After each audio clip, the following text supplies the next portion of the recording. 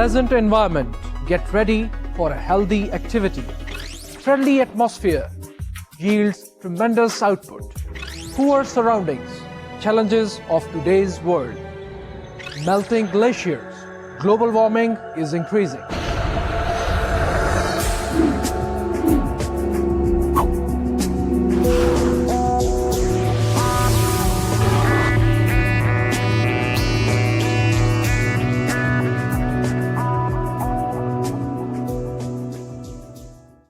बिस्मिल्लाहिर्रहमानिर्रहीम। अस्सलाम वालेकुम स्टूडेंट्स, उम्मीद है आप सब लोग खैरियत के साथ होंगे और आज मैं आपको खुशामदीद कहता हूँ एनवायरमेंटल साइकोलॉजी के 10वें लेक्चर की तरफ। स्टूडेंट्स, एज यूजुअल हम अपना लेक्चर स्टार्ट करते हैं with a review of what we discussed in our last lecture. हमने अपने लास्ट लेक्चर में 9वें लेक्चर के अंदर हमने अपना सेकेंड चैप्टर शुरू किया था और हमारा सेकेंड चैप्टर शुरू हुआ था by the title of the chapter which is environment perception and the use of natural environments. इस चैप्टर का आगाज़ हमने किया था with the topic of elementary साइकोफिज़िक्स, और जब हम एलिमेंट्री साइकोफिज़िक्स की बात कर रहे थे तो यहाँ पर मैंने आपको बताया कि क्योंकि हम एनवायरनमेंट को परसीव कर रहे होते हैं तो एनवायरनमेंट की परसेप्शन हमारे लिए बहुत ज़्यादा इंपॉर्टेंट होती है। उसकी वजह ये होती है कि जिस चीज़ को हम परसीव करते हैं उसी हिसाब से हम अपना रिस्पॉन्स भी डिज़ाइन करते हैं। तो एनवायरनमेंट को हम एक बहुत बड़ी ताकत की तरह से ले सकते हैं, क्योंकि जब भी एनवायरनमेंट का डिस्कस किया जाता है, मिसाल के तौर पर अगर हिस्टोरियंस एनवायरनमेंट की बात करते हैं तो वो एनवायरनमेंट के उस हिस्से को पिक करते हैं जिसने एक ख़ास एज के अंदर किसी एक ख़ास कम्युनिटी को या किसी एक ख़ास सिविलाइजेशन को किसी एक ख़ास तरीके से बनाया हो। सो इन दैट सेंस जब हिस्टोरियंस एनवायरनमेंट की बात करते हैं तो वो एनवायरनमेंट को एज अ फोर्स लेते हैं। बिल्कुल इसी तरह से जब जियोग्राफर्स एनवायरनमेंट की बात करते हैं तो वो भी एनवायरनमेंट के टेरेन्स के हिसाब से देखने की कोशिश करते हैं कि किसी एक जगह का टेरेन किस तरह से लोगों के बिहेवियल पैटर्न्स के ऊपर असरअंदाज होता है। जब हम एनवायरनमेंट के इतने सारे पर्सपेक्टिव्स में बात करते हैं तो हमें कुछ ये पता चलता है कि एनवायरनमेंट एक बहुत बड़ी ताकत है। स्टूडेंट्स, क्योंकि एनवायरनमेंट एक बहुत बड़ी ताकत है और इस ताकत के साथ इंटरेक्ट कर रहे हैं वो सारे ऑर्गेनिजम्स जो प्लैनेट अर्थ के ऊपर एग्जिस्ट कर रहे हैं। ये सारे ऑर्गेनिजम्स जब एनवायरनमेंट के साथ इंटरेक्ट करते हैं तो इनका बुनियादी ऑब्जेक्टिव ये होता है कि किसी तरह से अपनी एग्जिस्टेंस को सिक्योर कर सकें, और इस रेस में जो कामयाब हो जाता है वो स्पीशीज़ ज़िंदा रहती हैं और जो इस रेस के अंदर नाकाम हो जाती हैं स्पीशीज़ वो इस रेस के अंदर ख़त्म हो जाती हैं। इसका मतलब है कि काफ़ी सारी स्पीशीज़ आहिस्ता आहिस्ता वक्त के साथ साथ एनवायरनमेंट के साथ इंट्रैक्शन में फ़ेल होती जाती हैं और एक्सटिंक्ट होती जाती हैं। लेकिन जब हम इंसानों की बात करते हैं तो इंसान पिछले कई हज़ार लाखों सालों से इस ज़मीन पर रह रहे हैं। इस दौरान में बेशुमार स्पीशीज़ एक्सटिंक्ट हुई, लेकिन इंसान इस प्लैनेट अर्थ के ऊपर अपनी ज़िंदगी गुजारते चले गए।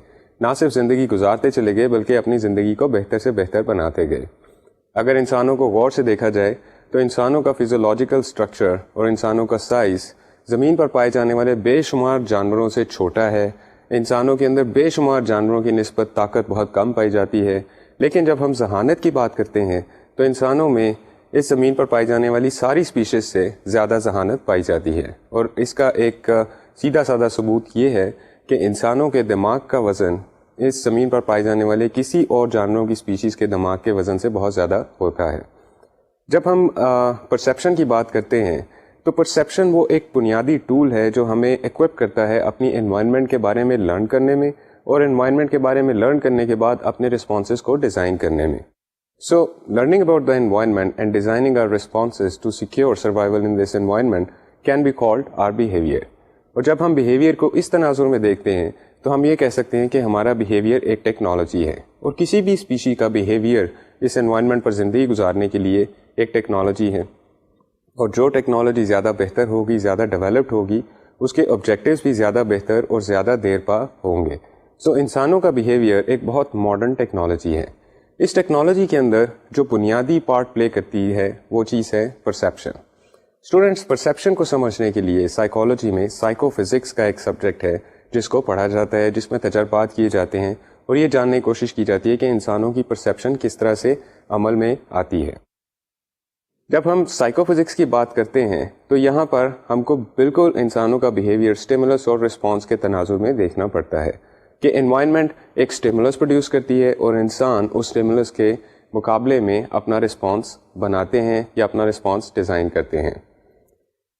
एलिमेंट्री साइकोफिज़िक्स के अंदर जो चंद इम्पॉर्टेंट बातें हैं وہ دراصل 4 باتیں ہیں اور وہ کچھ اس طرح سے ہیں. سب سے پہلے ہم کسی بھی اسٹیمولس کو ڈیٹیکٹ کرنے کی کوشش کرتے ہیں اور اس کے بعد ہم اس اسٹیمولس کو ریکگنائز کرنے کی کوشش کرتے ہیں.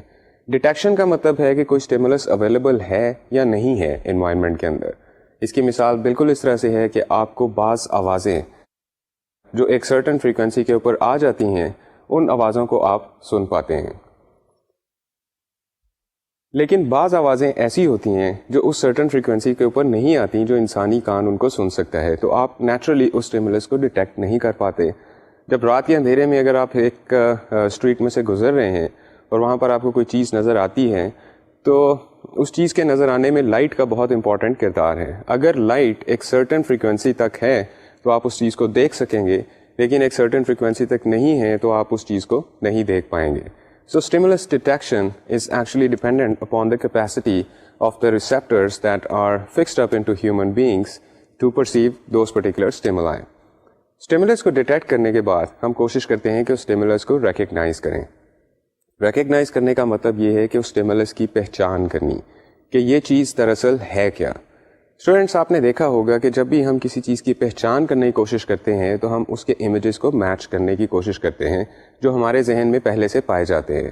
مثال کے طور پر اکثر اوقات ایسا ہوتا ہے کہ ہمیں کچھ لوگ ملتے ہیں جن کی شکلیں ہمیں بہت فیملیئر لگتی ہیں, لیکن بہت غور کرنے کے باوجود ہمیں یہ یاد نہیں آتا کہ ان صاحب کو ہم کہاں ملے تھے یا ان صاحب کا کیا نام ہے. دراصل ہم نے اسٹیمولس تو ڈیٹیکٹ کر لی لیکن ہم اسٹیمولس کو ریکگنائز نہیں کر پا رہے. اور ریکگنیشن کا مطلب یہ ہے کہ ہمارے ذہن کے اندر جو بھی ویژول امیجز پائے جاتے ہیں, ہماری میموری کے اندر جو بھی انفارمیشن موجود ہے, ہم جو امیڈیٹ اسٹیمولس جس کو پرسیو کرتے ہیں اس کو اپنے ان امیجز کے ساتھ میچ کرنے کی کوشش کرتے ہیں, اور ان کو میچ کرنے کے بعد ہم یہ جاننے کی کوشش کرتے ہیں کہ یہ اسٹیمولس دراصل ہے کیا. اور اگر آپ اس پروسیس میں کامیاب ہو جائیں تھوڑا سا زور لگانے کے بعد, تو آپ کو ان صاحب کا نہ صرف نام یاد آ جاتا ہے بلکہ وہ واقعہ بھی یاد آ جاتا ہے جس دوران آپ ان سے ملے تھے. سو اسٹوڈینٹس, آپ نے دیکھا کہ stimulus recognition is another important step of the perception, which is being studied in the subject of elementary psychophysics. یہاں پر اسٹوڈینٹس جو اگلا اسٹیپ امپورٹنٹ ہوتا ہے that is called stimulus discrimination, کہ ایک اسٹیمولس کو ریکگنائز کرنے کے بعد اس کو ڈسکریمنیٹ کرنا دوسری اسٹیمولائی سے, اس کو ڈفرینشیٹ کرنا. دراصل جب ہم اسٹیمولائی کو ڈسکریمنیٹ کرنا شروع کر دیتے ہیں تو ہمیں اس بات کی پہچان ہوتی ہے کہ کوئی صاحب ہمیں ایگزیکٹلی کہاں پر ملے تھے اور ان کے ساتھ ایگزیکٹلی ہمارا کیا رسپانس تھا. یہاں پر اگر آپ تھوڑا سا اپنے ذہن پر زور ڈالیں تو آپ کا محسوس ہوگا کہ ہم ہر شخص سے ملنے کے بعد اپنے رسپانسز کو ڈیزائن کرتے ہیں. مثال کے طور پر اگر آپ کسی بڑی عمر کے صاحب کو ملیں گے تو آپ اسی حساب سے ان سے بات چیت کریں گے, کسی چھوٹے بچے سے ملیں گے تو آپ کا بیہیویئر پیٹرن آٹومیٹیکلی چینج ہو جائے گا. دراصل آپ ڈسکریمنیٹ کر پاتے ہیں, ریکگنیشن کرنے کے بعد آپ ڈسکریمنیشن کی فیز میں سے گزرتے ہیں اور یہ دیکھتے ہیں کہ ہم کسی بھی اسٹیمولس کو کس طرح ایگزیکٹلی اور پریسائزلی رسپونڈ کر سکتے ہیں. اسٹوڈینٹس, آپ نے دیکھا کہ جب ہم بڑی عمر کے لوگوں کے ساتھ بات کرتے ہیں تو ہمارا رسپانس چینج ہو جاتا ہے, جب ہم بچوں کے ساتھ بات کرتے ہیں تو ہمارے رسپانس میں آٹومیٹیکلی چینج آ جاتی ہے. جو نیکسٹ امپورٹنٹ اسٹیپ ہے ایلیمنٹری سائیکو فزکس کے اندر دیٹ از کالڈ اسکیلنگ. جب ہم کسی اسٹیمولس کو پرسیو کرتے ہیں تو ہم اس کی اسکیلنگ بھی کرتے ہیں. مثال کے طور پر اگر آپ اپنے کمرے میں بیٹھے ہوئے ہیں اور آپ کو ہلکے سے دھماکے کی آواز آتی ہے تو آپ دھماکے کی آواز کے حساب سے اپنا رسپانس ڈیزائن کریں گے. اگر دھماکے کی آواز صرف اتنی ہے کہ آپ شاید یہ سوچتے ہیں سارے پرسیپشن کے پروسیس سے گزرنے کے بعد یہ سوچتے ہیں کہ ایک کتاب زمین پر گری ہے, تو آپ کا رسپانس اسی حساب سے ہوگا. لیکن اگر دھماکے کی آواز بہت زیادہ ہے تو آپ کے رسپانس کا میگنیچیوڈ بھی اس آواز کے میگنیچیوڈ کے ساتھ ساتھ بڑھتا چلا جائے گا.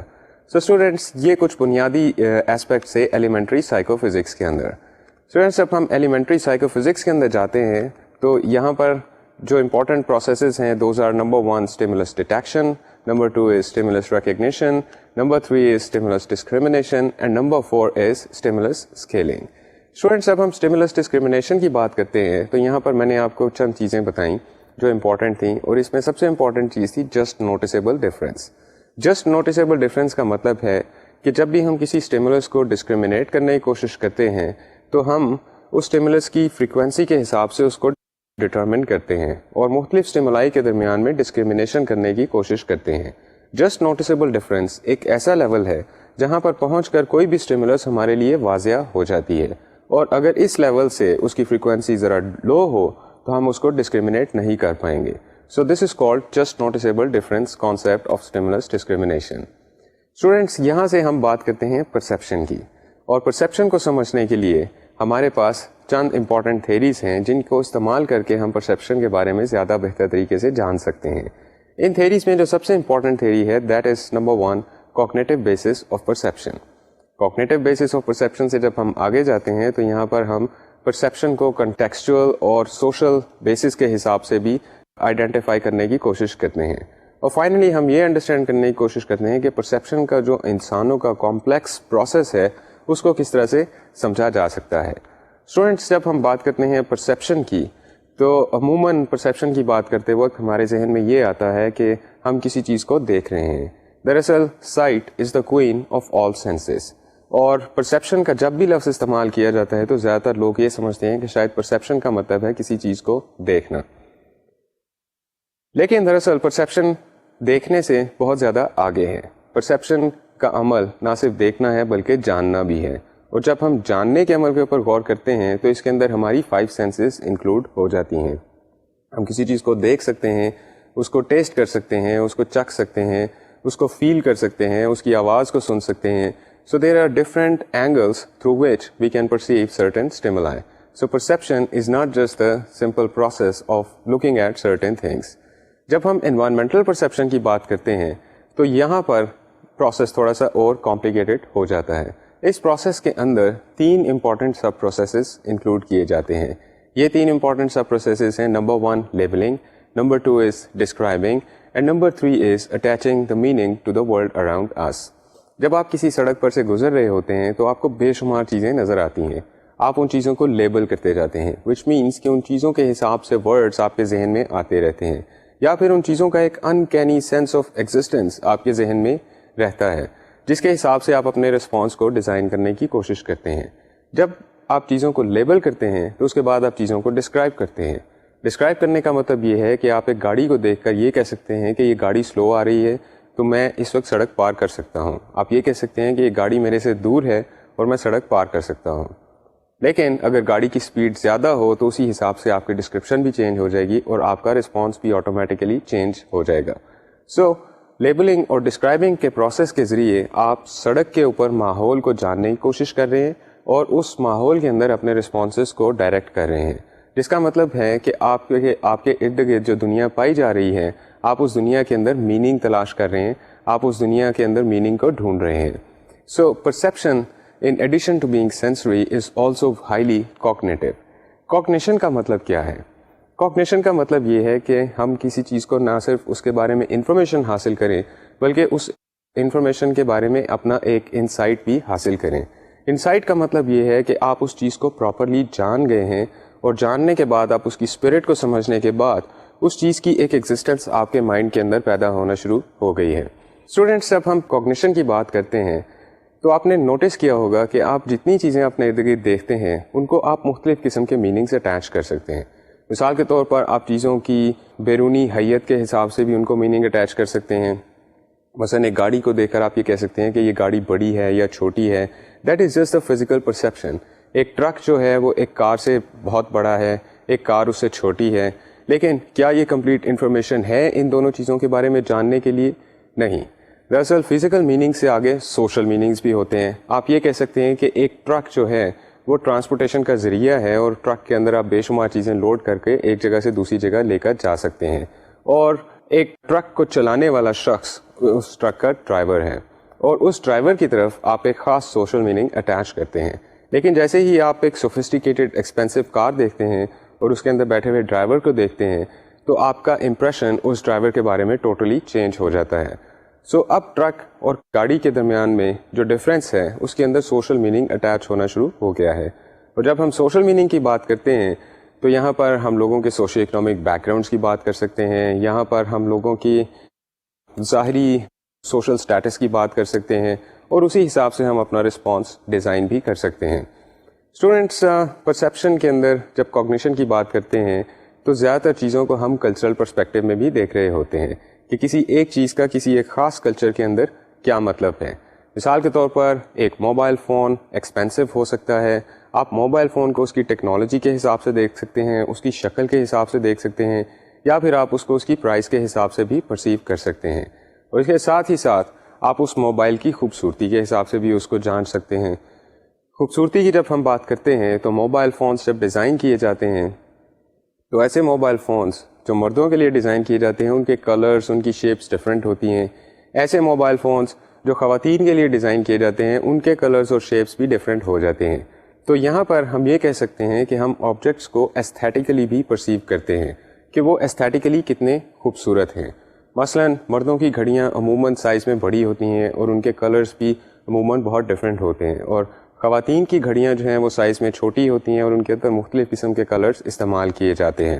اور ایستھیٹیکل ویلیو کسی ایک گھڑی کی ایک مرد کے لیے ڈفرینٹ ہے اور اسی گھڑی کی ایستھیٹیکل ویلیو کسی خاتون کے لیے ڈفرینٹ ہے. تو اسٹوڈنٹس ہم مختلف چیزوں کو پرسیو کر رہے ہوتے ہیں ان کے فزیکل, سوشل, کلچرل, ایستھیٹک اور اکنامک پرسپیکٹیو کے حساب سے. جب ہم ان سارے پرسپیکٹیو کے حساب سے چیزوں کو دیکھنا شروع کرتے ہیں تو تب ہمارے پاس ایک کمپلیٹ میننگ آتا ہے, جس کا مطلب ہے کہ انسان کسی بھی انوائرمنٹ کے اندر چیزوں کو ان 5-6 لیولز کے اوپر دیکھتے ہیں اور اس کے بعد اپنا رسپانس ڈیزائن کرتے ہیں.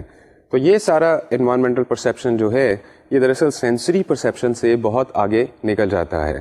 Sensory perception is just getting the information about the world around you and designing your responses to conduct yourself in the world.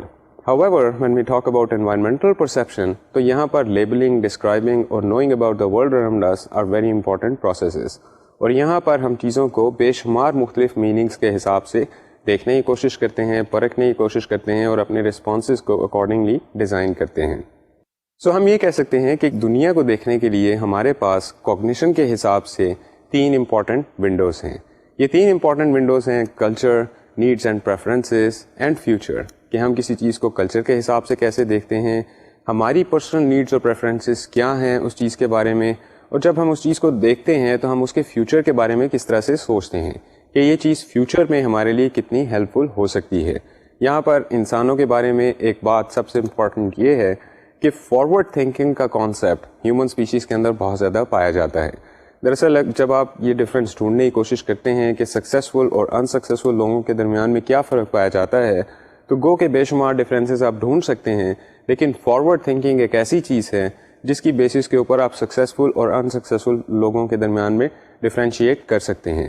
Forward thinking means کہ چیزوں کو ان کے فیوچر کے پرسپیکٹیو میں دیکھنا, ان کے فیوچر کے تناظر میں دیکھنا اور اکارڈنگلی چیزوں کو پلان کرنا.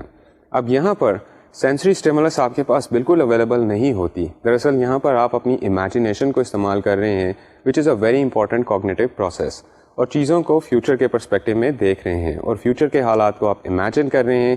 وہ دراصل اس وقت پریزنٹ سرکمسٹانسز کے اندر وہ حالات موجود نہیں ہیں. So imagination is a very very important part in the process of cognition. Students آئیے دیکھتے ہیں کہ پرسیپشن کی کانٹیکسچوئل بیسس کیا ہیں. پرسیپشن کی کانٹیکسچوئل بیسس کے اوپر جب ہم بات کرتے ہیں تو یہاں پر ہم پرسیپشن کو کلچر, جینڈر, سوشل کانٹیکسٹ اور انڈیویجول ڈفرینسز کے حساب سے دیکھنے کی کوشش کرتے ہیں. ایک ہی چیز کو مختلف لوگ مختلف طریقوں سے دیکھ سکتے ہیں. مثلاً مختلف کلچرز کے لوگ جب آپس میں ایک دوسرے کے ساتھ بیٹھتے ہیں تو یہاں پر اکثر اوقات ایسا ہوتا ہے کہ کسی ایک کلچر کے لوگوں کے لیے ایک سرٹن باڈی جیسچر جو ہے وہ that communicates the sense of excitement, the sense of happiness, but the same gesture can convey the meaning of sadness, disgust or embarrassment for the people from an entirely different culture. So cultures جو ہیں وہ لوگوں کے social norms, social behavioral patterns کے حساب سے design ہوتے ہیں, اور کلچر کے اندر values کا بہت امپورٹنٹ کردار ہوتا ہے. اور جیسے ہی آپ ایک جگہ سے دوسری جگہ جاتے ہیں تو آپ نوٹس کریں گے کہ کلچرل نارمس کے اندر چینجز آنا شروع ہو جاتی ہیں. کلچرل نارمس اس ماحول کے جغرافیائی حالات کی وجہ سے ہوتے ہیں, اس ماحول کے سوشل حالات کی وجہ سے ہوتے ہیں, اور کلچرل نارمس ایک جگہ سے دوسری جگہ پر ڈفرینٹ ہوتے ہیں. کلچر دراصل انڈیویجول پر بہت پاورفلی اثر انداز ہوتا ہے. مثلاً ہم پاکستان کے کلچر کے اندر کن چیزوں کو اچھا سمجھتے ہیں. پاکستان کے کلچر کے اندر بچوں کے اندر اوبیڈینس کو اچھا سمجھا جاتا ہے, لیکن ہو سکتا ہے کہ ویسٹرن کلچرز کے اندر بچوں کے اندر اوبیڈینس کو سبمسیونیس کے طور پہ لیا جاتا ہو اور بچوں کے اندر انڈیپینڈنس کو زیادہ اپریشیٹ کیا جاتا ہو. اب اگر ویسٹرن کلچر کے بچے پاکستان میں آتے ہیں اور وہ اپنی انڈیپینڈنس شو کرتے ہیں تو شاید یہاں کے بڑے لوگ ان کو یہ کہہ سکتے ہیں کہ یہ بچے بہت بدتمیز ہیں. اور جب پاکستان کے بچے کسی ویسٹرن کلچر پہ جا کر اوبیڈینس شو کرنے کی کوشش کرتے ہیں تو شاید وہاں پر اس کو انٹرپریٹ کیا جا سکتا ہے کہ یہ بچے بہت زیادہ سبمسو ہیں, یہ اپنے مائنڈ کو پریکٹس نہیں کر رہے. Don't go by the exact meaning of this example. This is just a hypothetical example. This doesn't mean that Pakistani children behave like that and the children from the western countries behave like that. Students, perception کا process اتنا زیادہ complex کیوں ہوتا ہے؟ اور جب آپ کسی چیز کو پرسیو کرتے ہیں تو آپ کے مائنڈ کے اندر اور آپ کی برین کے اندر اور آپ کی کوگنیشن کے اندر کیا کیا پروسیسز ہوتے ہیں. آئیے یہ دیکھنے کی کوشش کرتے ہیں. سلائڈ پر آپ کو ایک کوٹیشن لکھی ہوئی نظر آ رہی ہوگی.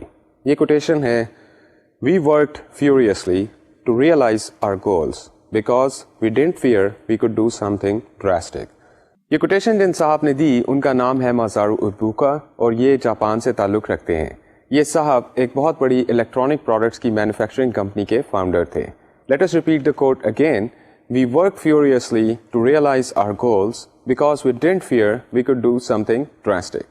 Students, آپ نے کوٹیشن سنی, آپ نے کوٹیشن کو دیکھا, لیکن اس کوٹیشن کو سننے اور دیکھنے میں اور اس کو جاننے کے دوران میں آپ کے ذہن میں جو پروسیسز چل رہے ہوں گے وہ کچھ اس طرح سے ہو سکتے ہیں. سب سے پہلے you started reading this specific sentence with a purpose. میں نے آپ کے لیے یہ سینٹینس پڑھا اور اس سینٹینس کو پڑھنے سے پہلے میں نے آپ کو بتایا کہ یہ ایک کوٹیشن ہے. جب میں یہ الفاظ بولتا ہوں تو آپ کا مائنڈ ایک اسٹیٹ آف پریپیئرڈنیس کے اندر آ جاتا ہے.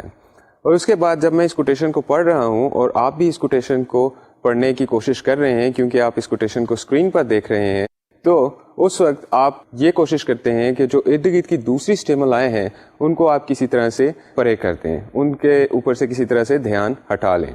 دراصل جو پہلا فکرہ میں نے بولا کہ میں آپ کو ایک کوٹیشن سنانے لگا ہوں اور یہ آپ کو بتاؤں گا کہ اس کوٹیشن کو سننے اور پڑھنے کے درمیان میں آپ کے ذہن میں کیا پروسیسز چل رہے ہیں, تو یہ سینٹینس دراصل آپ کو وارن کرنے کے لیے کہا گیا تھا تاکہ آپ ایک دم سے باقی ساری کھڑکیاں بند کر لیں اور صرف ایک سینٹینس کے اوپر کانسنٹریٹ کرنا شروع کر دیں. اور اس کے ساتھ ہی آپ نے دیکھا کہ آپ اس سینٹینس کے اندر گھس گئے اور میں اس سینٹینس کو بول رہا تھا اور آپ اس سینٹینس کو پڑھنے کی کوشش کر رہے تھے. دراصل یہ سارا پروسیس کیا ہوا؟ اگر آپ اس سینٹینس کو پڑھ رہے ہیں تو first of all your eyes translated the light waves reflected off to screen into the neural energy. آپ اسکرین پر جو اس سینٹینس کو پڑھنے کی کوشش کر رہے ہیں دراصل آپ لائٹ ویوز کو جو آپ کی آنکھوں کے اوپر ٹکرا رہی ہیں, جو آپ کے ٹیلی ویژن کی اسکرین سے نکل رہی ہیں, یہ جب آپ کی آنکھوں پر ٹکراتی ہیں تو یہ لائٹ ویوز کو کنورٹ کر دیتا ہے نیورل انرجی کے اندر. نیورل انرجی کے اندر جب لائٹ ویوز کنورٹ ہو جاتی ہیں then your sensory pathways transmitted a series of electrical impulses to your higher brain centers. اس انرجی کو آپ کے برین کے وہ سینٹرز جہاں پر کمپلیکس پرسیپچول پروسیسز چلتے ہیں وہاں پر کمیونیکیٹ کر دیا جاتا ہے. جب یہ انرجی وہاں پر پہنچتی ہے تو برین اس انفارمیشن کو آرگنائز کرتا ہے اور آرگنائز کرنے کے بعد انٹرپریٹ کرنے کی کوشش کرتا ہے. جب ہم آرگنائزیشن کی بات کرتے ہیں تو برین بہت اسپیڈیلی اس پوری الیکٹریکل امپلس کو کمپیئر کرتا ہے جو ادر الیکٹریکل امپلسز ہیں with reference to certain memory images that are existing in your mind. یہاں پر میچ کرنے کے بعد اور آرگنائز کرنے کے بعد برین آپ کو ایک سرٹن میننگ دینے کی کوشش کرتا ہے. So brain matched the present patterns of sensation with previous images and then words and phrases became coherent and meaningful. یہ جو words تھے اور یہ جو phrase ہم نے بولی یہ کوہیرنٹ بن جاتی ہے, یہ ایک ہول بن جاتا ہے اور یہ ہول آپ کے لیے میننگ فل ہو جاتا ہے. یہاں پر جب میں نے آپ کو اینڈ پہ یہ بتایا کہ یہ کوٹیشن ایک ایسے صاحب نے دی جن کا تعلق جاپان سے ہے اور جو ایک بہت بڑی الیکٹرانک پروڈکٹس کو مینوفیکچر کرنے کی کمپنی ہے, تو یہ انفارمیشن بھی آپ کے لیے بہت زیادہ میننگ فل ہے. دراصل یہ انفارمیشن فردر میننگ اٹیچ کرتی ہے اس سارے پروسیس کو اور اس سارے کوٹیشن کو. اور شاید آپ یہ جاننے کی کوشش کر رہے ہوں کہ دراصل یہ کون سی کمپنی ہے جس کے فاؤنڈر نے یہ کوٹیشن کہا اور یہ صاحب جاپان سے تھے. All these things are very distinct information provided with reference to this particular sentence.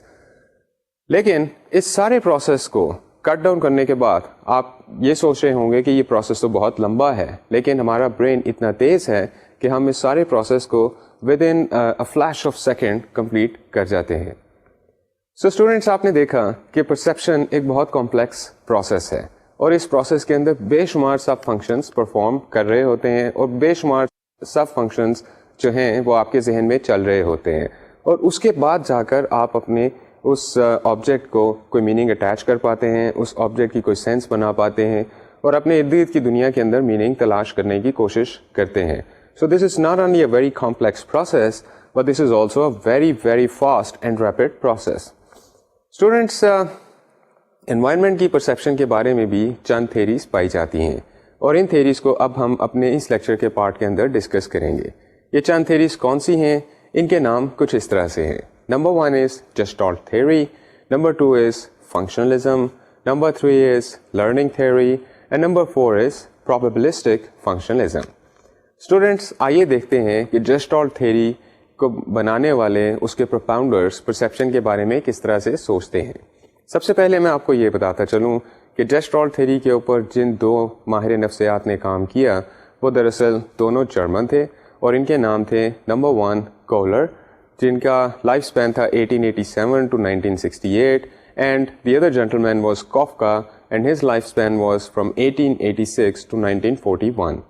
ان دونوں ماہر نفسیات نے کوگنیشن کے اوپر بہت زیادہ کام کیا اور جسٹالٹ تھیوری کے ریفرنس سے انہوں نے جو بھی فائنڈنگز حاصل کیں ان کے حساب سے انہوں نے پرسیپشن کے بارے میں دنیا کے لیے ایک علیحدہ سے تصویر بنائی.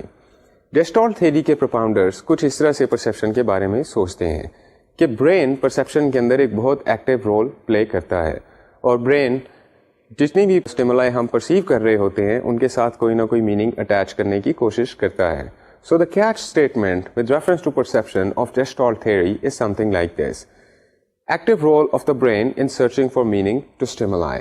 Brain جتنی بھی آپ پرسیپشن کر رہے ہیں اس کو میننگ فل بنانے کے لیے کچھ پروسیسز کرتا ہے. برین کا ان اسٹیمولائی کو میننگ فل بنانے کے اندر بہت امپورٹنٹ کردار ہوتا ہے. مثال کے طور پر ان کا سب سے پہلا پرنسپل جو انہوں نے ڈھونڈا that was principle of good form. اس پرنسپل کو جاننے کے لیے میں آپ کو ایک سینٹینس دکھاتا ہوں اس سلائڈ پر اور دیکھتے ہیں کہ آپ اس سینٹینس کو پڑھ سکتے ہیں یا نہیں پڑھ سکتے. کیا آپ یہ سینٹینس دیکھ رہے ہیں؟ کیا آپ اس سینٹینس کو پڑھ رہے ہیں؟ Very good. آپ نے جان لیا کہ یہ سینٹینس کیا ہے؟ Of course I am sure آپ نے یہ جان لیا ہوگا کہ یہ دراصل لکھا ہوا ہے the quick brown fox jumps over the lazy dog. لیکن آپ نے غور کیا ہوگا کہ اس سینٹینس کے اندر جتنے الفاظ ہیں ان سب کے اسپیلنگس غلط ہیں. اصل میں اگر آپ مزید کانسنٹریٹ کریں تو آپ اس سینٹینس کو کچھ اس طرح سے پڑھ سکیں گے. دا کے اسپیلنگ ٹھیک ہیں, کوئک کے اسپیلنگ ٹوٹلی غلط ہیں. So you can read quick as quick and brown as brown, fox is fax, jumps is jones, over is O-U-E-R, then the spellings of da is again wrong and lazy is lazy and dog is dag. لیکن آپ جیسے ہی اس sentence کی طرف دیکھتے ہیں تو آپ فوراً اس کو پڑھ جاتے ہیں that this is the quick brown fox jumps over the lazy dog. Question is کہ جب اس سینٹینس کے سارے ورڈز کے اسپیلنگس غلط ہیں تو آپ اس سینٹینس کو کس طرح سے پرسیو کر لیتے ہیں. اس سینٹینس کو پرسیو کرنے کے لیے میں آپ کو یہاں پر اب بتاتا چلوں what is the principle of good form. Principle of good form means that brain is organized in such a way as to construct meaning from stimuli and even impose meaning where it might not appear to exist objectively in order to achieve the good form. ہم جب بھی اپنے ماحول کے اندر مختلف چیزوں کو دیکھتے ہیں تو وہ ہو سکتا ہے کہ میننگ فل انداز میں نہ پڑھی ہوں, ہو سکتا ہے کہ وہ چیزیں ہمارے ارد گرد اسکیٹرڈ ہوں, لیکن ہمارا برین چیزوں کو کچھ اس طرح سے آرگنائز کرتا ہے کہ ہم ان کے اندر میننگ تلاش کرنے کی کوشش کرتے ہیں. اور اس میننگ تلاش کرنے کی کوشش کے اندر بعض اوقات ہم ایسی چیزیں بھی پرسیو کر جاتے ہیں جو ہمارے انوائرمنٹ کے اندر ایگزسٹ ہی نہیں کر پا رہی ہوتی.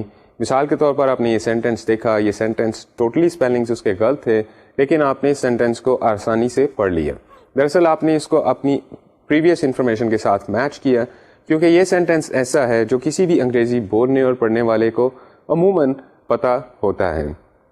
اور اس سینٹینس کی ویلیو یہ ہے کہ اس سینٹینس کے اندر ساری اے بی سی, اے سے لے کے زیڈ تک سارے الفاظ موجود ہوتے ہیں. عموماً جب ٹائپسٹ اپنی ٹائپ رائٹنگ کی پریکٹس کرتے ہیں تو وہ اس سینٹینس کو لکھنے کی کوشش کرتے ہیں. دراصل یہ سینٹینس بنایا بھی اسی لیے گیا تھا کہ اس کے اندر سارے اے بی سی کے الفاظ, الفابیٹس جو ہیں وہ کسی طرح سے آ جائیں. اور ٹائپسٹ جب ٹائپ کرنا شروع کر دیتے ہیں تو ان کو ضرورت ہوتی ہے کہ ان کی انگلیاں سارے الفابیٹس کو ٹچ کریں. So students, आपने देखा कि principle of good form is not only a very interesting process, but it also sometimes can be misleading. یہ ہمیں غلط انفارمیشن بھی پرووائڈ کر سکتا ہے اپنے ماحول کے بارے میں. مثال کے طور پر ایک ٹیچر ہیں جو پیپر چیک کر رہے ہیں اور ان کے پاس کوئی 250 پیپر پڑے ہوئے ہیں اور ان کو ان 250 پیپرز میں سے ہر پیپر کو پڑھنا پڑتا ہے.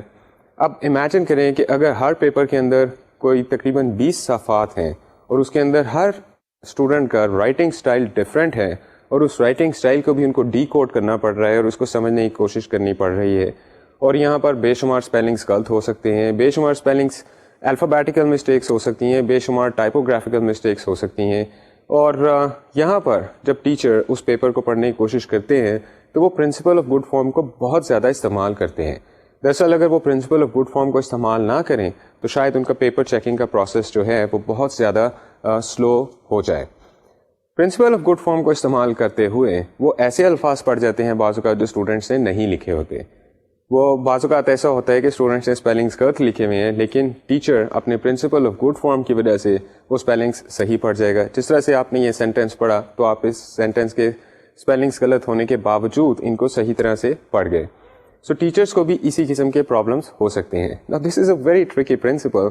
This is not only good for the teachers but this is also good for the students. Students کے لیے بہتر اس طرح سے ہو سکتے ہیں اور بعض اوقات ان کی فیور میں بھی اس طرح سے جا سکتا ہے کہ اگر آپ نے پیپر کے اندر کچھ چیزیں جو آپ کو لکھنی چاہیے تھی نہیں لکھیں, لیکن ٹیچر کیونکہ بہت زیادہ ایمفسس کر رہے ہیں اس بات پر کہ یہ چیزیں لکھنی چاہیے تو شاید پیپر کے اندر وہ چیزیں موجود نہ ہونے کے باوجود ٹیچر ان چیزوں کو پیپر کے اوپر پڑھ جائیں. سو اسٹوڈینٹس, آپ نے دیکھا کہ principle of good form is not only complicated but it also helps us find meaning into our world. لیکن اس کے ساتھ ہی ساتھ پرنسپل آف گڈ فارم کے تحت ہم بعض اوقات دنیا کے بارے میں غلط انفارمیشن بھی حاصل کر جاتے ہیں, کیونکہ گڈ فارم ہمیں یہ بتاتا ہے کہ ہمارے ارد گرد جتنی چیزیں ہیں ان کے اندر ایک میننگ ہم نے تلاش کرنا ہے. اور بعض اوقات جب ہمیں میننگ نہیں ملتا تو ہم اتنے فرسٹریٹ ہو جاتے ہیں کہ ہم اس کے اندر میننگ ڈھونڈنے کے لیے چیزوں کو ایڈ کر دیتے ہیں, اور یہاں پر یہ ہماری مس پرسیپشن ہو جاتی ہے یا ہماری ایلیوژن ہو جاتی ہے, جس کی وجہ سے ہم دنیا کے بارے میں غلط انفارمیشن حاصل کر جاتے ہیں. اسٹوڈینٹس, بعض اوقات ہم ایسے کمپلیکیٹڈ ٹاسک کر رہے ہوتے ہیں جہاں پر اس قسم کی مس پرسیپشن جو ہے وہ ہمارے لیے بہت ڈینجرس ہو سکتی ہے. مثال کے طور پر ایسے کام جن کے اندر بہت زیادہ باریکی چاہیے, جن کو بہت مائنیوٹ ڈیٹیلز کے اندر ریفائنمنٹ چاہیے, ایسے کام کرتے وقت کیونکہ ذہن بہت زیادہ کام کر رہا ہوتا ہے اور بہت زیادہ کانسنٹریٹ کر رہا ہوتا ہے اور بہت زیادہ انرجی لگ رہی ہوتی ہے, اس سلسلے میں اور اس طرح کے کام کرنے کے دوران ہم اکثر پرنسپل آف گڈ فارم کے تحت غلط انفارمیشن حاصل کر جاتے ہیں. اسٹوڈینٹس, دوسرا important principle gestalt theory of perception کا ہے وہ ہے ہولسٹک اورینٹیشن. ہولسٹک اورینٹیشن کا مطلب ہے perceptual process must be understood in its entirety rather than broken down into discrete elements. کسی بھی چیز کو پرسیو کرنے کے لیے ہم اس کے جو انٹائر ہولسٹک امیج ہے اس کو پرسیو کرنے کی کوشش کرتے ہیں, نہ کہ ہم اس کی چھوٹی چھوٹی ڈیٹیلز کے اندر جاتے ہیں. یہاں پر جسٹالٹ سائیکالوجسٹ یہ کہتے ہیں that the whole is greater than the sum of its parts. مثال کے طور پر جب آپ ایک ٹیلی ویژن کو دیکھتے ہیں تو ٹیلی ویژن کو آپ اس کے پارٹس کے اندر کنورٹ کر کے نہیں دیکھتے, آپ ٹیلی ویژن کو ایز اے ہول دیکھتے ہیں. آپ ٹیلی ویژن کو یہ نہیں کہتے کہ میرے سامنے ایک چیز پڑی ہوئی ہے جس کے اندر ایک اسکرین ہے, جس کے اندر اسپیکرس لگے ہیں اور مختلف قسم کے بٹنس لگے ہوئے ہیں. دراصل اس سارے ایکوپمنٹ کے لیے جس کے اندر بے شمار چیزیں لگی ہوئی ہیں آپ کے پاس ایک نام ہے and that name is television. کیونکہ آپ ٹیلی ویژن کو جب اس کا ہول امیج بنائیں گے تو اس وقت آپ ٹیلی ویژن کو زیادہ بہتر طریقے سے سمجھ سکیں گے. لیکن امیجن کریں اگر ہمیں عادت ہو کہ ہم چیزوں کو ان کے چھوٹے چھوٹے پارٹس کے حساب سے دیکھنا شروع کر دیں تو پھر ہماری پرسیپشن کے اندر بہت زیادہ ڈس آرگنائزیشن آنا شروع ہو جائے گی. اسٹوڈینٹس, یہاں پر میں آپ کو ہولسٹک اورینٹیشن کی ایک بہت دلچسپ مثال دیتا جاتا ہوں. جب ہم اپنی پاسٹ پرفارمنس کو ریویو کرنے کی کوشش کرتے ہیں تو عموماً کسی چیز کو کر گزرنے کے بعد ہم اس کے بارے میں یا تو پازیٹیو امیج بناتے ہیں یا اس کے بارے میں نیگیٹو امیج بناتے ہیں. آپ نے عموماً نوٹس کیا ہوگا کہ لوگوں کے اندر ڈفرینسز ہوتے ہیں اس بات کے اوپر. بعض لوگ جب اپنی پاسٹ پرفارمنس کو ریویو کرتے ہیں تو وہ ہمیشہ سے یہ دیکھنے کی کوشش کرتے ہیں کہ انہوں نے پاسٹ کے اندر کیا کام اچھے کیے. بعض لوگ جب اپنی پاسٹ پرفارمنس کو ریویو کرتے ہیں تو وہ اس کے اندر زیادہ سے زیادہ نیگیٹو چیزیں ڈھونڈتے ہیں. اب جب آپ ان لوگوں کے پاس بیٹھیں تو عموماً آپ کو پتہ چلے گا کہ جو لوگ پاسٹ کے اندر ہمیشہ اچھی چیزیں ڈھونڈتے رہتے ہیں وہ آپ کو ذرا خوش نظر آئیں گے, ذرا لائیولی نظر آئیں گے, ذرا شاید زیادہ سیٹسفائڈ نظر آئیں گے, لیکن ضروری نہیں کہ ان کی پرسیپشن پاسٹ کی پرفارمنس کے بارے میں ایکوریٹ ہو. بالکل اسی طرح سے جو لوگ پاسٹ کی پرفارمنس کو ریویو کرتے وقت ہمیشہ نیگیٹو ایلیمنٹس کے اوپر نظر رکھتے ہیں, وہ شاید آپ کو اتنے خوش نظر نہ آئیں, شاید وہ آپ کو اتنے زیادہ ہیپی اور سیٹسفائڈ نظر نہ آئیں. اس کی وجہ یہ ہوتی ہے کہ وہ جب بھی اپنے پاسٹ کے اندر جاتے ہیں ان کو ہمیشہ وہاں پر بری چیزیں نظر آتی ہیں. عموماً یہ لوگ آپ کو سومبر موڈ کے اندر نظر آئیں گے. دیر is certain melancholia کریکٹرائزنگ their effect. ان کے ایموشنل سینٹیمنٹس جو اس وقت آپ کو نظر آئیں گے وہ تھوڑے سے نیگیٹو ہوں گے, ان کے اندر انگزائٹی ہوگی, اور شاید آپ جب ان کے پاس بیٹھیں تو آپ بھی ان سے انگزائٹی لے لیں. دراصل ہوتا یہ ہے کہ جب ہم پاسٹ کو ریویو کرنے کی کوشش کرتے ہیں تو ہم پاسٹ کے بارے میں ایک ہولسٹک اورینٹیشن حاصل کرنے کی کوشش کرتے ہیں. کوگنیشن کے اندر ہمارا ایٹیٹیوڈ بہت امپورٹنٹ ہے کہ ہم چیزوں کو پازیٹیولی لیتے ہیں یا چیزوں کو نیگیٹیولی لیتے ہیں. This is something related to our attitude. This is our characteristic mental way of looking at the things around us. اور اس ایٹیٹیوڈ کو جب ہم چینج کرتے ہیں تو ہولسٹک اورینٹیشن ہمارے لیے فائدہ مند بھی ہو سکتی ہے اور نقصان دہ بھی ہو سکتی ہے, کیونکہ ہم بعض چیزوں کو جب ایکوریٹلی پرسیو نہیں کر پاتے تو ہم اکارڈنگلی اپنے اندر ریفائنمنٹ پیدا نہیں کر سکتے. اس کی ایک چھوٹی سی مثال اس طرح سے ہو سکتی ہے کہ بچوں کے اسکول کے اندر ایک ڈبیٹنگ کمپٹیشن ہو رہا ہے اور مختلف بچے اس کے اندر ڈبیٹس کے لیے جا رہے ہیں. اب کچھ بچے ڈبیٹنگ کمپٹیشن پر جانے سے پہلے بہت نروس ہیں, کیونکہ شاید یہ ان کا زندگی میں پہلا ایکسپیرینس ہے کہ وہ لوگوں کے سامنے جا کر کھڑے ہوں گے اور ان کی آڈینس کے اندر لیٹ اس امیجن کہ تقریباً 125 لوگ ہیں. اور بچوں کے لیے یہ بہت ہیوی فیلنگ ہے کہ جب وہ آڈینس کے سامنے کھڑے ہیں اور 125 لوگوں کی تقریباً 250 آنکھیں ان کے اوپر کانسنٹریٹ کر رہی ہیں, that's a lot of energy coming down their way. تو اس کو وہ کیسے فیس کریں گے؟ نیچرلی جب وہ نروسنس کے ساتھ اور ٹینشن کے ساتھ اسٹیج کے اوپر جائیں گے اور پرفارم کریں گے, اور شاید وہ نروس محسوس کر رہے ہوں, لیکن نروسنس جو ہے بچوں کے اندر وہ کسی طرح سے شو ہو نہیں پاتی ان 125 لوگوں کے سامنے, کیونکہ نروسنس عموماً کانپتی ہوئی ٹانگیں یا کانپتے ہوئے ہاتھوں کے ذریعے سے شو ہوتی ہے. اور اس قسم کے سمٹمز جو لوگ دور بیٹھے ہیں ان کو بہت کلیئرلی نظر نہیں آ رہے ہوتے. سو نروسنس آڈینس کو بچوں کے اندر بالکل نظر نہیں آ رہی, لیکن نروسنس بچوں کے اندر ایک بنیادی ایٹیٹیوڈ ہے اس ٹائم کے اوپر. اب جب بچے اپنی ڈبیٹ کر کے واپس آ جاتے ہیں تو وہ نیچرلی ریویو کرنے کی کوشش کرتے ہیں کہ انہوں نے ڈبیٹ میں کیا کہا. اور یہاں پر کیونکہ یہ بچے انگزائٹی اور ٹینشن کے انڈر رہے اور اسٹریس میں رہے, اور کیونکہ یہ ان کا پہلا ایکسپیرینس تھا, اس لیے ہو سکتا ہے کہ وہ پاسٹ کو ریویو کرتے ہوئے اپنی ساری نیگیٹو چیزوں کو دیکھنا شروع کر دیں. اور کیونکہ وہ صرف نیگیٹو ایلیمنٹس کو پک کر رہے ہیں تو ان کی جو ہولسٹک اورینٹیشن بنے گی that will also be negative. So this is more like it. Some people look at the glass as half filled, some people look at the glass as half empty. لیکن آن the whole ہم چیزوں کو ایک holistic orientation کے تحت دیکھنے کے عادی ہوتے ہیں.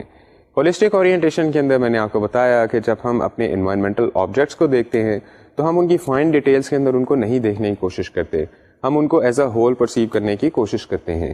یہاں پر ایک اچھی اگزامپل اس طرح سے بھی ہو سکتی ہے کہ آپ ایک اسٹار کی پکچر جب ڈرا کرتے ہیں تو آپ جو لائنس ہیں ان کو چھوٹے چھوٹے پارٹس کے اندر ڈیوائڈ کر سکتے ہیں. آپ لائنس کی بجائے چھوٹے چھوٹے ڈیشز استعمال کر سکتے ہیں, لیکن جب آپ اسٹار کو ان ڈیشز کے ذریعے ڈرا کر جاتے ہیں تو آپ صرف اسٹار کو دیکھتے ہیں, نہ کہ ڈیشز کو دیکھتے ہیں, گو کہ وہاں پر مکمل لائنیں موجود نہیں ہیں. بالکل اسی طرح سے جب ہم واقعات کو پرسیو کرنے کی کوشش کرتے ہیں تو ہم واقعات کو بھی اسی طرح سے ہولسٹک اورینٹیشن کے تحت دیکھتے ہیں. اور جب ہم اپنی مختلف انوائرمنٹس کے اندر جاتے ہیں تو ان انوائرمنٹس کے اندر بھی ہولسٹک اورینٹیشن کو دیکھتے ہیں. مثال کے طور پر آپ کسی شاپنگ مال میں گئے, اس شاپنگ مال کے اندر جانے کے بعد آپ نے بہت پلیزنٹ فیل کیا, اور پلیزنٹ فیل کرنے کے بعد آپ نے وہاں پر کچھ شاپنگ کی اور پھر آپ واپس گھر پہ آ گئے. جب آپ اپنے پاسٹ ایکسپیرینس کو ریویو کر رہے ہیں تو شاید آپ کے ذہن میں ایک پلیزنٹ ایکسپیرینس آ رہا ہو. اب یہ دیکھتے ہیں کہ اس شاپنگ مال کے اندر کیا چیزیں تھیں جنہوں نے آپ کو اچھا محسوس کروایا. شاید وہاں پر لائٹس تھیں, شاید وہاں پر میوزک تھا, شاید وہاں پر بے شمار لوگ پھر رہے تھے, شاید وہاں پر بڑی خوبصورت شاپس تھیں. تو آپ نے اس شاپنگ مال کے انوائرمنٹ کے اندر ان ساری اچھی چیزوں کو دیکھا اور ایک پرسیپشن بنایا. لیکن اس کے ساتھ ہی ساتھ اس شاپنگ مال کے اندر بے شمار ایسی چیزیں بھی ہو سکتی ہیں جو شاید بہت اگلی ہوں. شاید فرش کے اوپر بہت زیادہ ڈسٹ ہو, شاید فرش پر لوگوں نے چوئنگ گمس یا تھوکوں کے نشان ہوں, یا پان کی پیک ہو, یا شاید اس پورے شاپنگ مال کا جو ماحول ہے اس کے اندر ڈسٹ ہو اس کی انوائرمنٹ کے اندر. So there could be so many things that are not actually very pleasant to have them in the environment of the shopping mall. لیکن آپ ہولسٹک اورینٹیشن کے تحت چند چیزوں کو پک کرنے کے بعد باقی چیزوں کے بارے میں پرسیو کرتے ہیں کہ وہ بھی صحیح ہوں گی اور آپ ایک پازیٹیو امیج لے کر واپس آتے ہیں. So students always remember that when we talk about holistic orientation, we mean that perceptual process must be understood in its entirety rather than broken down into discrete elements. And the whole is greater than the sum of the parts. Students, یہاں سے ہم آگے چلتے ہیں the third principle of Gestalt theory. The third principle is the principle of size constancy. Principle of size constancy says that changes in the size of the retinal image of an object are interpreted as changes in distance rather than changes in the size of the object. So students, عموماً ہمارے ساتھ یہ ہوتا ہے کہ ہم جب چیزوں کو دیکھ رہے ہوتے ہیں تو ان کا امیج ہماری آنکھ کے ریٹنا پر بنتا ہے. اس کا مطلب ہے کہ ہماری آنکھ کے عدسے پر چیزوں کا امیج بننا شروع ہو جاتا ہے. اب ہماری آنکھ کے عدسے پر جب چیزوں کا امیج بنتا ہے تو بعض امیجز چھوٹے ہوتے ہیں, بعض امیجز بڑے ہوتے ہیں. دراصل جو چیزیں ہم سے دور ہوتی ہیں ان کا امیج ہماری آنکھ کے ریٹنا پر چھوٹا بنے گا, اور جو چیزیں ہمارے قریب ہوتی ہیں ان کا امیج ہماری آنکھ کے اوپر بڑا بنے گا. عموماً آپ نے اخبار میں ایڈورٹیزمنٹس دیکھے ہوں گے مختلف ایسے سینٹرز کے جو لوگوں کو ہیلپ آؤٹ کرتے ہیں یا ٹیکنیکل ہیلپ پرووائڈ کرتے ہیں اپنا ویٹ ریڈیوس کرنے میں. اور ایسے ایڈورٹیزمنٹس کے اندر آپ نے تصاویر دیکھی ہوں گی جن میں پہلے دکھایا جاتا ہے کہ وہ بہت زیادہ ویٹ ہے ان کا اور وہ بہت زیادہ موٹے ہیں, اور انہیں کی ایک دوسری تصویر لگی ہوتی ہے جس میں وہ بہت اسمارٹ اور ہینڈسم نظر آ رہے ہوتے ہیں. عموماً اگر آپ ان تصاویر کو غور سے دیکھیں تو آپ کو پتہ چلے گا کہ جس تصویر کے اندر وہ صاحب بہت موٹے اور بہت ہیلدی یا بہت اوور ویٹ نظر آ رہے ہیں وہ تصویر ان کے بہت قریب سے کھینچی ہوتی ہے, اور جو چیزیں ہم بہت قریب سے دیکھتے ہیں ان کا امیج بھی نیچرلی ہماری آنکھ کے ریٹنا پر بڑا بنتا ہے. سو جو تصویر کلوز اپ سے کھینچی جاتی ہے اس تصویر کے اندر وہ صاحب نیچرلی تھوڑے سے اوور ویٹ لگنا شروع ہو جاتے ہیں. لیکن ان کی وہ تصویر جس کے اندر وہ بہت ہینڈسم لگتے ہیں اس تصویر کے اندر کافی ساری چینجز تو کی ہوتی ہیں. مثال کے طور پر ان کے کپڑے چینج کر دیتے ہیں یا ان کا ہیئر اسٹائل چینج کر دیتے ہیں, لیکن وہ تصویر بھی ذرا دور سے کھینچی ہوتی ہے, اور جو تصویر دور سے کھینچی جاتی ہے اس کا امیج بھی ہماری آنکھ کے اوپر چھوٹا بنتا ہے. اور ہم ان تصویروں کو دیکھنے کے بعد یہ کہتے ہیں کہ دیکھا یہ سینٹر کتنا اچھا ہے کہ انہوں نے ان صاحب کو اس تصویر میں دیکھو یہ کتنے موٹے نظر آ رہے ہیں, اور اس تصویر میں دیکھیں تو یہ صاحب کتنے ہینڈسم اور اسمارٹ نظر آ رہے ہیں. دراصل اس سارے پروسیس کے اندر they are using the principle of size constancy which goes to say that changes in the size of the retinal image of an object are interpreted as changes in distance rather than changes in the size of the object. Students, یہاں پر brain کو جو sensory information مل رہی ہے دراصل وہ sensory information تو ایکوریٹ ہے, لیکن برین ایک ہولنیس کے کانسیپٹ کو مینٹین کرنے کے لیے یا ایک جسٹالٹ کے کانسیپٹ کو مینٹین کرنے کے لیے اس سینسری امپیٹس کو اوور رائڈ کر جاتا ہے. اور کیونکہ brain is functioning according to the principle of good form, تو گڈ فارم دراصل ایگزسٹنگ انفارمیشن کو میننگ اٹیچ کرنے کا نام ہے, اور یہاں پر برین سینسری انفارمیشن کو اوور رائڈ کرنے کے بعد اس کو ایک ڈفرینٹ میننگ دے جاتا ہے, اور اس ڈفرینٹ میننگ کے تحت آپ یہ پرسیو کرتے ہیں کہ یہ صاحب کے اندر جو چینجز نظر آ رہی ہیں دو تصاویر کے اندر وہ چینجز دراصل ریزلٹ ہیں ان ٹیکنیکس کا یا ان میڈیسنس کا جو استعمال کی جاتی ہیں اس ویٹ مینٹیننگ سینٹر کے اندر. اسٹوڈینٹس, امید ہے کہ آپ کو جسٹالٹ تھیوری سمجھ آئی ہوگی اور دلچسپی لگی ہوگی. دراصل جسٹالٹ تھیوری کے اس کے علاوہ بھی کافی سارے پرنسپلس ہیں. میں آپ کو چیپٹر کے اینڈ میں جسٹالٹ تھیوری کے بارے میں مزید چند بکس ریکمینڈ کروں گا. امید ہے کہ جب آپ ان بکس کو پڑھیں گے تو آپ کا انٹرسٹ جسٹالٹ تھیوری کے اندر تھوڑا سا زیادہ بڑھے گا. یہاں پر ہم چلتے ہیں اپنی اگلی تھیوری کی طرف, اور ہماری اگلی تھیوری کا نام ہے فنکشنلزم. اسٹوڈینٹس, فنکشنلزم کی جب ہم بات کرتے ہیں تو فنکشنلزم کا جو بنیادی کارنر سٹون ہے یا اس تھیوری کو جب بھی آپ سوچنے کی کوشش کریں تو جو اسٹیٹمنٹ آپ کے ذہن میں آنی چاہیے وہ کچھ اس طرح سے ہے. Perception is a direct process involving less mediation by higher brain centers to perceive meaning in the environment. Functionalism theory کو پروپاؤنڈ کرنے والوں کا یہ ماننا تھا کہ ہائر برین سینٹرز جو ہیں وہ پرسیپشن کے پروسیس کے اندر ان کی میڈیشن دراصل کافی کم ہوتی ہے. کیونکہ ان کی میڈیشن دراصل کافی کم ہوتی ہے اس لیے جو ریسیپٹرز ہیں, جو پرسیپشن کے آرگنس ہیں, زیادہ تر کام انہی کے اندر ہو جاتا ہے, جس کی وجہ سے ہمیں پرسیپشن ملتی ہے اور ہم اپنی انوائرمنٹ کے اندر کوئی میننگ ڈھونڈنا شروع کر دیتے ہیں. ان کا کہنا یہ ہے, number 1, meaning already exists in environment and our sensory mechanisms are pre-wired to respond to meaningful aspects of our environment. دراصل ہماری انوائرمنٹ کے اندر آلریڈی میننگ اٹیچ ہوتا ہے.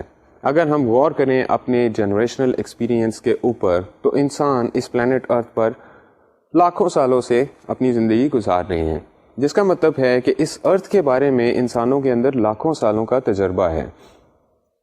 اور اس لاکھوں سالوں کے تجربے کی وجہ سے جو انسان آج کل پیدا ہوتے ہیں ان کے اندر وہ نیچرلی ایک ٹینڈنسی ہوتی ہے اپنی انوائرمنٹ کو آٹومیٹیکلی پرسیو کرنے کی, اور یہاں پر ہائر برین سینٹرز کو زیادہ انوالو ہونے کی ضرورت نہیں پڑتی. اگر آپ جسٹالٹ تھیوری پر غور کریں تو پرنسپل آف گڈ فارم بھی شاید کچھ اسی طرح سے ہے. پرنسپل آف گڈ فارم کا مطلب یہ ہے کہ برین سینسری امپیٹس کو اوور رائڈ کر جاتا ہے اور اس کو میننگ فل بنا دیتا ہے, اور یہ پروسیس آلموسٹ آٹومیٹک ہوتا ہے, جس کے تحت آپ زیادہ ڈسکریمنیشن کرنے کی کوشش نہیں کرتے بلکہ آپ چیزوں کو ایک میننگ فل فارم میں دیکھنے کی کوشش کرتے ہیں. دراصل آپ کی موٹیویشن یہ ہوتی ہے کہ آپ جتنی بھی باتوں کو پرسیو کر رہے ہیں یا جتنے بھی آبجیکٹس اپنے ارد گرد دیکھ رہے ہیں ان کو کوئی پراپر میننگ پہنا سکیں. فنکشنلزم کو پروپاؤنڈ کرنے والوں کا یہ ماننا تھا کہ دراصل برین یہ فنکشنز نہیں کرتا کیونکہ اس پروسیس کے اندر سینسری آرگنس ہی زیادہ تر کام کر جاتے ہیں اور پرسیپشن کا ایک سرٹن میننگ آپ کو دے جاتے ہیں. یہاں پر فنکشنلزم والے بات کرتے ہیں ایکولوجیکل نیش کی بھی.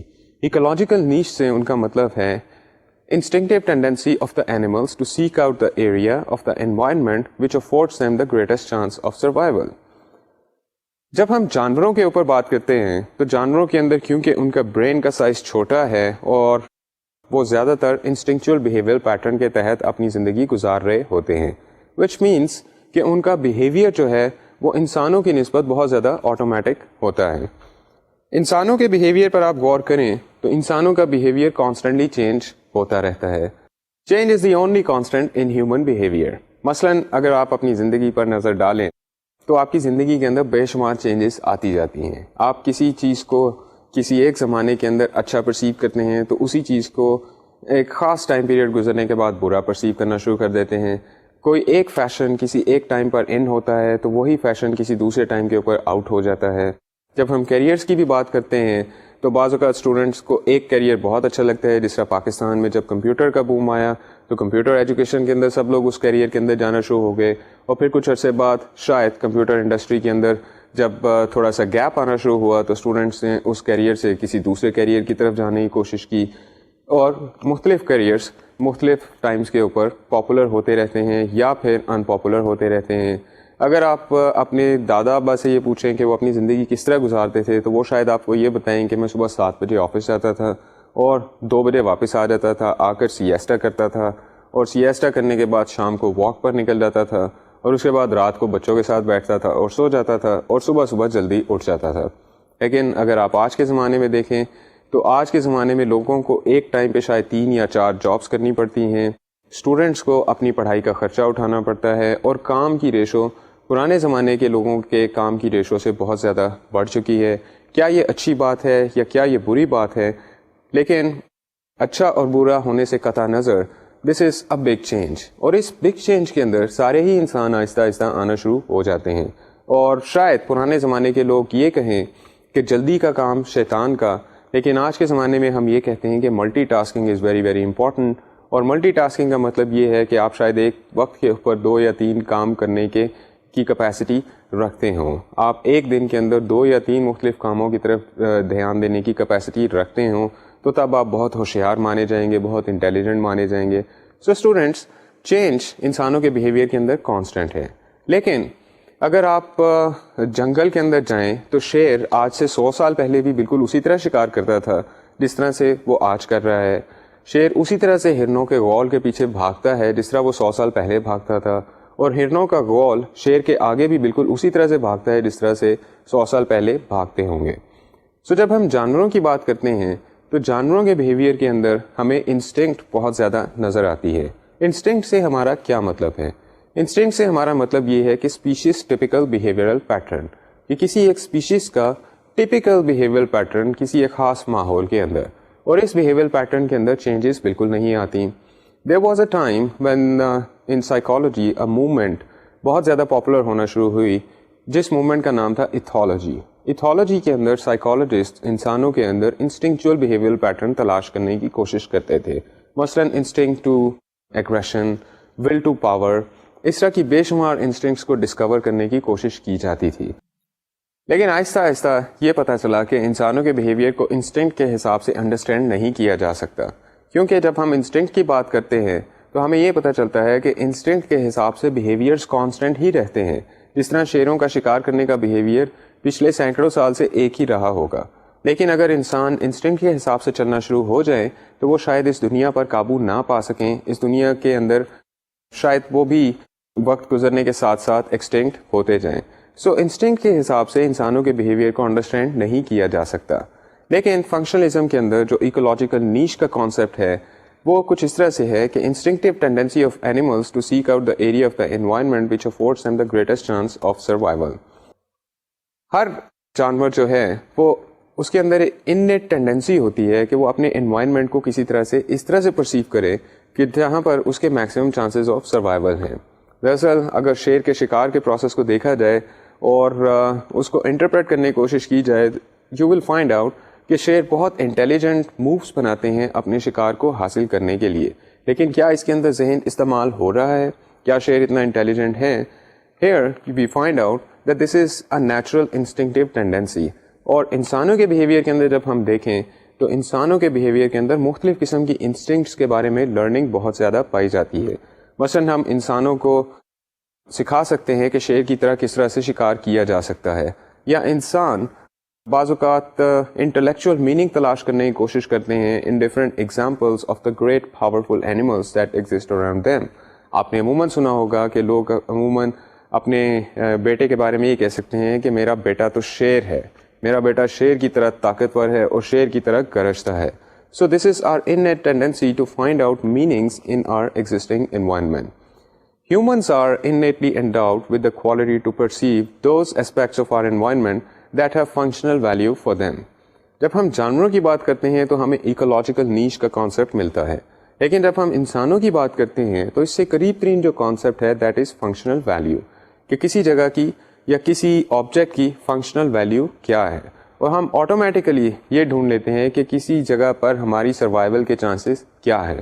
مثال کے طور پر بچے جب پیدا ہوتے ہیں اور فنکشنل ویلیو کے کانسیپٹ کو دیکھا جائے تو پیدا ہوتے ساتھ ہی بچے کے ذہن میں ماں کا ایک کانسیپٹ ضرور ہونا چاہیے, which means infant should be born with innate tendency to perceive its mother's face since the stimulus has obvious survival value.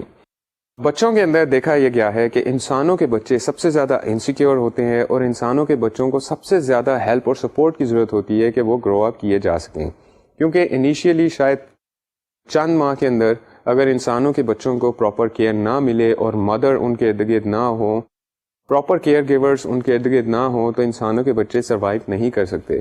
لیکن جب ہم جانوروں کے بچوں کی بات کرتے ہیں تو جانوروں کے بچے پیدائش کے ساتھ ہی ٹف ہوتے ہیں اور انوائرمنٹ سے لڑنے کے قابل ہو جاتے ہیں. سو جب ہم فنکشنل ویلیو کی بات کرتے ہیں تو انسانوں کے بچوں کے اندر نیچرلی ایک کانسیپٹ ہونا چاہیے مدر کے بارے میں. اسٹوڈینٹس, یہاں پر ہمارا وقت ختم ہو رہا ہے اور ہم کوشش کریں گے کہ اس تھیری کو ہم اپنے اگلے لیکچر کے اندر آگے پڑھائیں. یہاں پر میں آپ کو یہ بتاتا چلوں کہ آج ہم نے مختلف پرسیپشن کی تھیریز کو ڈسکس کیا اور ہم نے اسپیشل ایمفیسس کیا انوائرمنٹل پرسیپشن کی طرف. ہم اپنے اگلے لیکچر کے اندر انشاءاللہ فنکشنلزم کی تھیری کو بھی ختم کریں گے اور جو باقی کی تھیریز ہیں ان کو بھی پڑھیں گے اور ان کو ختم کریں گے. یہاں پر وقت ختم ہوا چاہتا ہے اور جاتے جاتے میں امید کرتا ہوں کہ آپ سب لوگ اپنا وقت خوشگوار گزاریں گے اور آپ کا وقت بہت اچھا گزرے گا.